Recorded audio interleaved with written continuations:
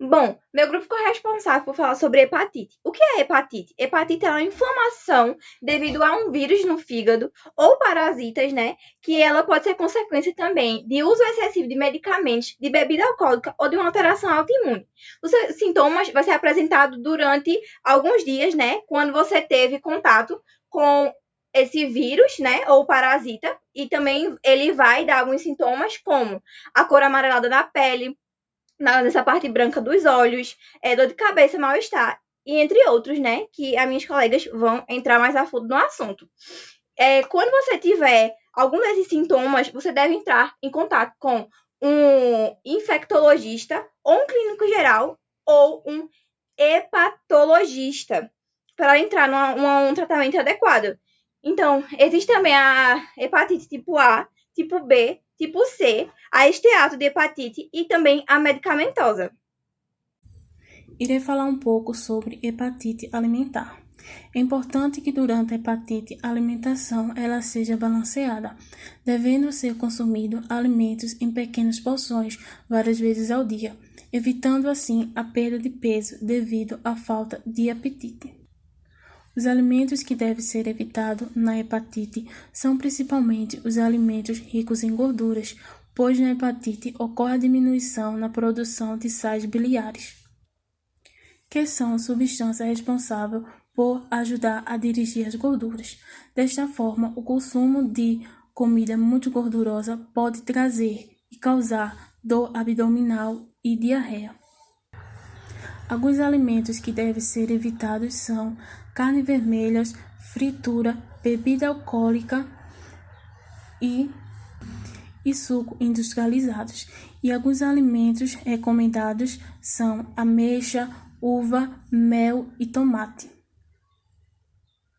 Agora eu vou falar um pouco sobre a hepatite medicamentosa. A hepatite medicamentosa é uma grave inflamação no fígado causada pelo uso prolongado de alguns medicamentos que têm a capacidade de causar irritação no fígado, como paracetamol ou nimesulida, podendo levar à hepatite fulminante ou à hepatite aguda.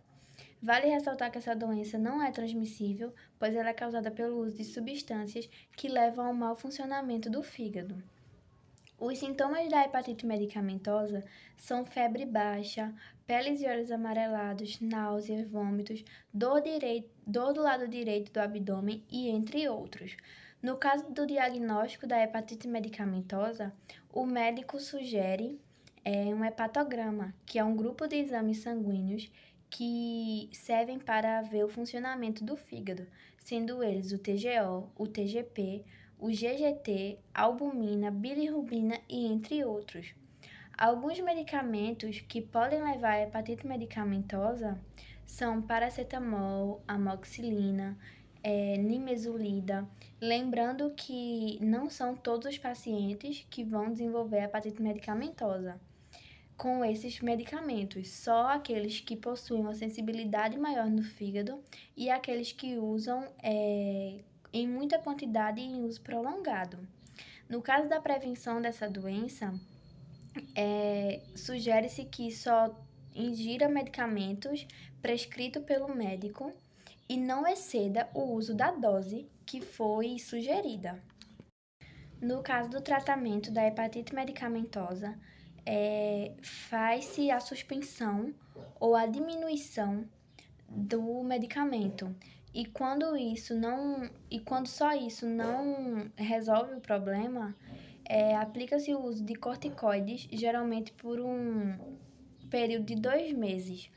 E após 1 a 3 anos, o paciente deve voltar a fazer exames para verificar o funcionamento do fígado. No caso da alimentação, o paciente deve ingerir bastante água e comer legumes, frutas e verduras e evitar gorduras e bebidas alcoólicas. Eu vou falar um pouco sobre a hepatite alcoólica. Como o próprio nome já fala, a hepatite alcoólica ela é causada pelo uso excessivo, tá? E também prolongado de bebidas alcoólicas, que a longo prazo pode causar uma série de alterações hepáticas, como a inflamação no fígado, que é justamente a causa da doença. O álcool ele vai agir como uma toxina direta, ou seja, ele vai causar uma lesão direta no fígado. Quando o álcool ele é recebido no organismo, ele é mandado diretamente para o fígado, que é metabolizado em acetaldeído. Esse acetaldeído faz a exposição de radicais livres, e esses radicais livres agridem, de certa forma, as moléculas de DNA e as moléculas proteicas. Ele agride também as reações metabólicas em geral, como também a própria membrana dos hepatócitos. O que são esses hepatócitos? Hepatócitos são as células hepáticas responsáveis pelas funções metabólicas do fígado, tá? Então, tudo isso vai acontecer e vai lesionar esses hepatócitos e vai mudar as vias metabólicas, induzindo o acúmulo de triglicerídeos. Então, também, com isso, vai reduzir a sua oxidação, e com esse acúmulo de gordura no fígado, vai causar o primeiro estágio de lesão hepática, que é a esteatose hepática. Essa esteatose hepática, como o primeiro estágio da doença, vamos dizer que ela é benigna. Por que eu digo que ela é benigna? Porque ela é totalmente reversível quando há a suspensão de bebidas alcoólicas, quando o paciente para de ingerir álcool. Aí sim, porque não vai, o fígado depois volta a funcionar normalmente, não há indício nenhum de insuficiência hepática, de nenhum dano ao fígado. Caso a pessoa ela continue ingerindo álcool, aí ela está suscetível a evoluir ao segundo estágio da doença, que é a hepatite alcoólica, que é quando o fígado ele fica inflamado. Mas ainda assim, mesmo estando no segundo estágio da doença, ainda assim é reversível quando há a suspensão do álcool. Mesmo estando num estágio mais grave, que tem sinais de hepatite, que tem um risco maior de insuficiência hepática, é reversível com a suspensão total do álcool. Caso o paciente ele não pare de beber, ele não pare de estar se expondo, né? Se expondo ao risco, ele vai evoluir ao terceiro estágio da doença, que é a cirrose. Aí sim é irreversível, não tem mais jeito nenhum, porque uma grande quantidade de tecido hepático normal, ele é substituído por tecido com cicatriz, que no caso é a fibrose, tá? A gente chama isso de fibrose, quando o tecido hepático ele é substituído por tecido cicatrizado, tá?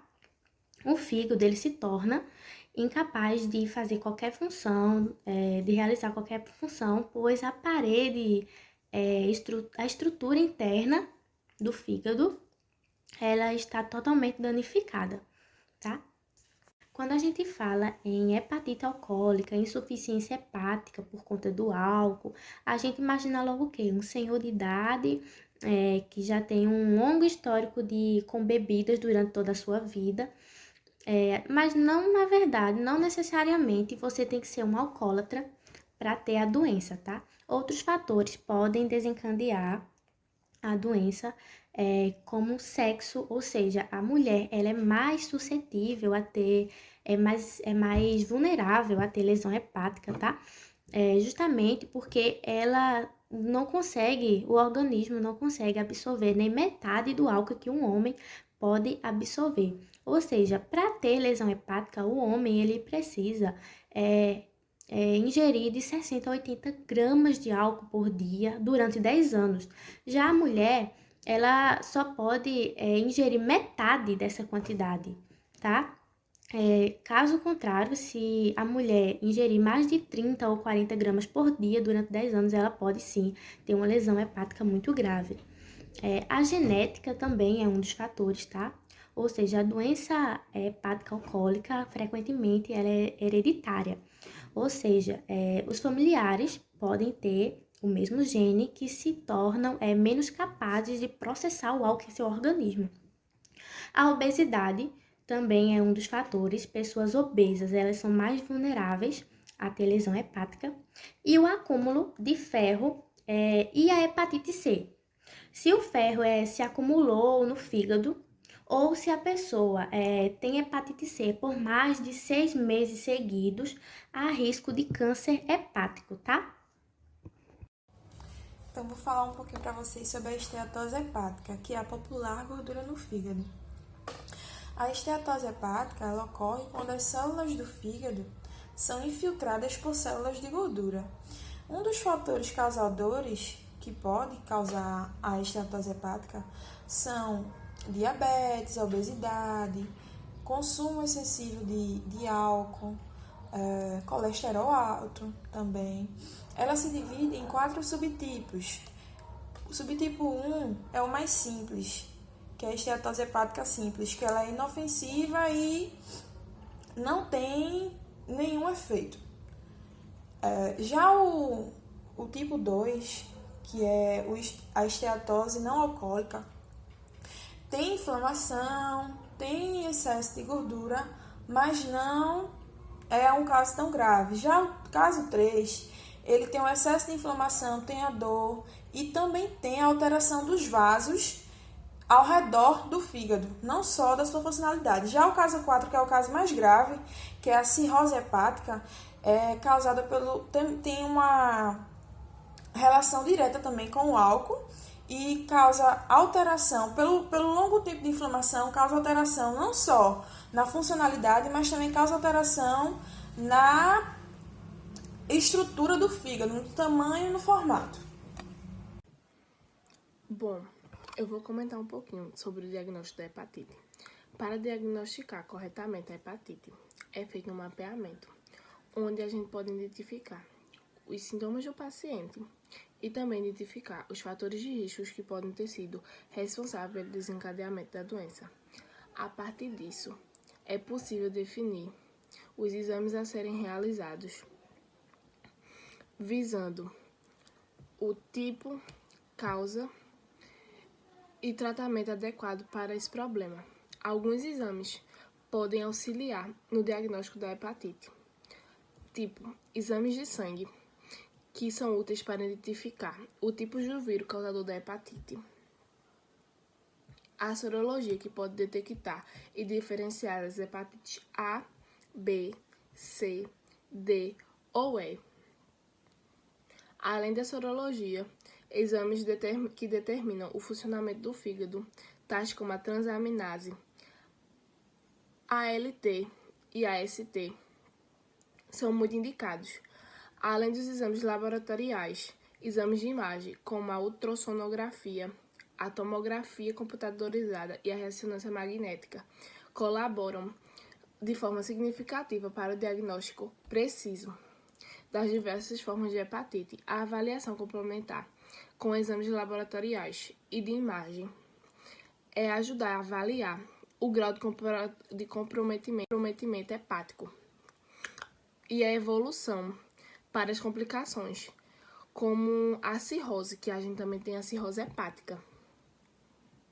Os sintomas da hepatite, tendo causas em geral, variam de acordo com o tipo de vírus, ou seja, se manifesta na parte mais aguda da doença, tendo em vista como dores abdominais, dor de cabeça, inchaço, náuseas e vômitos. A pele também fica amarela e na parte dos olhos brancas ficam também amareladas, fezes claras como massas de vidraceiro.